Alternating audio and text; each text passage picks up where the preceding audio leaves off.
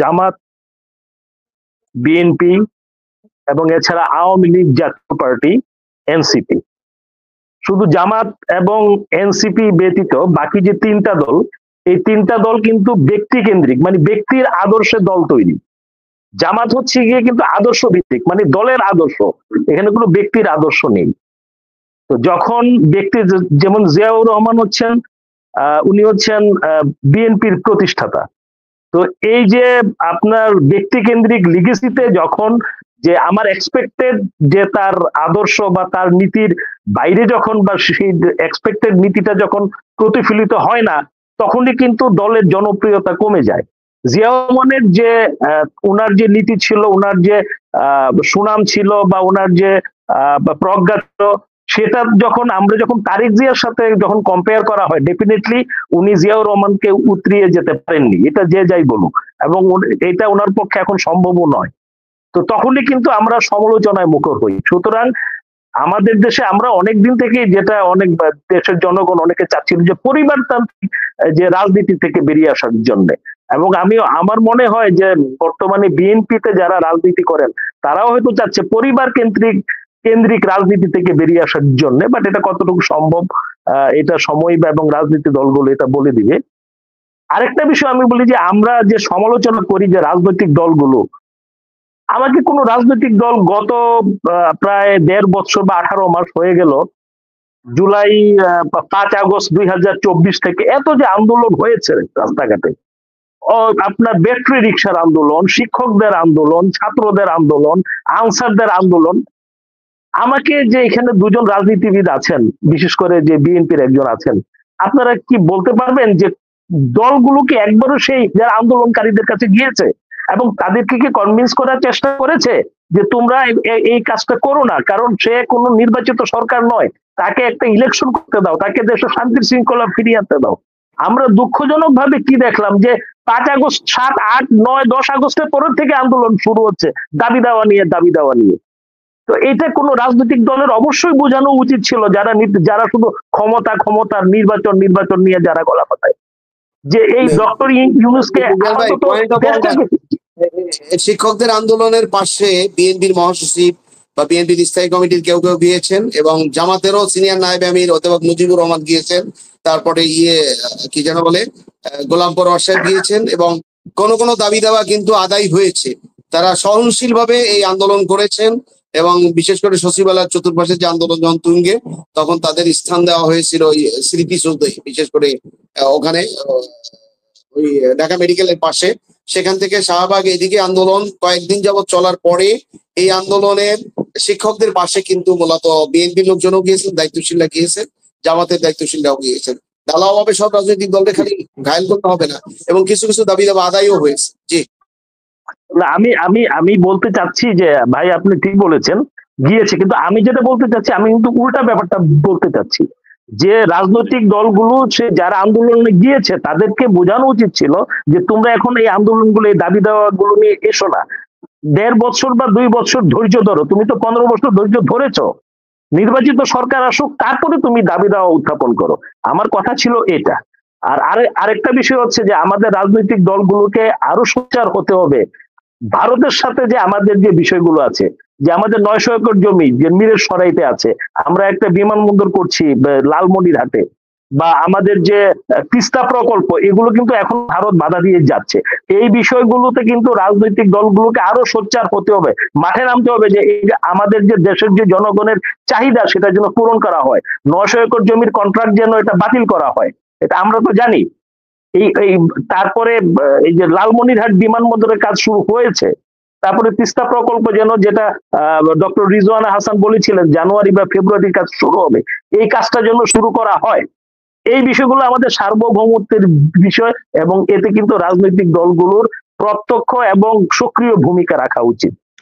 এখন আসি আমি যে আমাদের নিরাপত্তা উপদেষ্টা যে তিনি ভারতে গিয়েছেন, আসলে এটা হচ্ছে গিয়ে আপনার, এটা কলম্বো সিকিউরিটি কনক্লেভ অর্গানাইজেশন, যেটা আসলে ভারতই করেছিল। এটা ভারত মহাসাগরীয় অঞ্চলে প্রথমে এটা 2011-তে এটা গঠিত হয় এই অর্গানাইজেশনটা। তখন এটার মেম্বার সম্ভবত ছিল ভারত, মালদ্বীপ এবং শ্রীলঙ্কা। তারপরে এটাতে মরিশাস যুক্ত হয়, এবং 2024-এর জুন পর্যন্ত বাংলাদেশ এটার অবজারভার ছিল এবং 2024-এর জুনে বাংলাদেশকে এটার মেম্বার করা হয়। বর্তমানে অবজারভার হিসাবে আছে সিসিবি।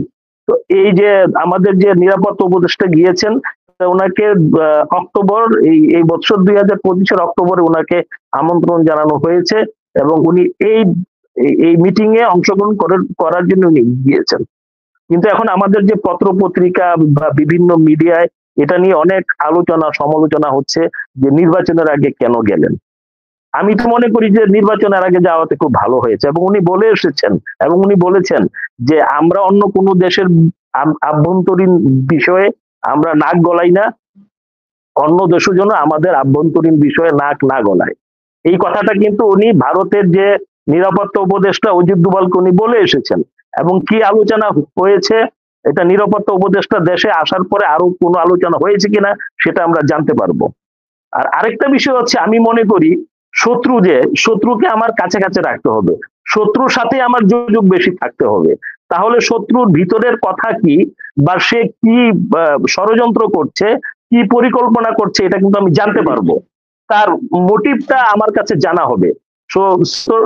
সুতরাং আমি যেটা বলবো যে আমাদের নিরাপত্তা উপদেষ্টা গিয়েছেন এবং উনি যথার্থই যে উনি ভিজিটটা করেছেন, এই ভিজিটটা করাতে কিন্তু এটা যেটা সমালোচনা হচ্ছে আসলে এই সমালোচনাটা এটা আমি মনে করি যে উনি যাওয়াটা মানে এটা ঠিকই ছিল। কারণ এটা আপনার এটা যেহেতু এটা নিরাপত্তা সংক্রান্ত একটা আলোচনা, এটা ভারত মহাসাগরীয় অঞ্চলে আপনার স্মাগলিং, তারপরে সন্ত্রাস, তারপরে জলবায়ু সংক্রান্ত এই কয়েকটা বিষয় আছে, এটা নিয়ে আলোচনা হয়েছে।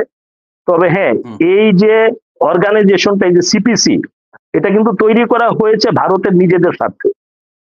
সুতরাং আমাদের 5 আগস্ট 2024-এ আমাদের বিপ্লব হয়েছে, কিন্তু তার আগেই আমি জাস্ট একটা সেকেন্ড আমি একটা প্রশ্ন করি আপনাকে, যে খলিলুর রহমান সাহেব ভারতে গিয়েছেন যে একটা যে প্রোগ্রাম যেটা আপনি বললেন ভারতীয় উপমহাদেশের 5টা দেশের নিরাপত্তা উপদেষ্টাদেরকে নিয়ে যে কমিটি সেটার বৈঠক হয়, সেটার জন্য তিনি এখানে গিয়েছেন, কিন্তু তার একদিন আগে যাওয়া এবং ভারতের অজিত দোভালের সঙ্গে মিটিং করা, এই বিষয়গুলো আসলে কিসের ইঙ্গিত বহন করে? অন্যান্য দেশের যারা রয়েছেন তারা হয়তো বা এক্স্যাক্টলি সময়ে গেছেন, কিন্তু খলিলুর রহমান সাহেব কিন্তু একদিন আগে গেছেন ভারতে, তো সেখানে গিয়ে আপনি দেখেন আমরা আসলে পজিটিভ নেগেটিভ দুইভাবেই বিষয়টাকে বিশ্লেষণ করতে পারি।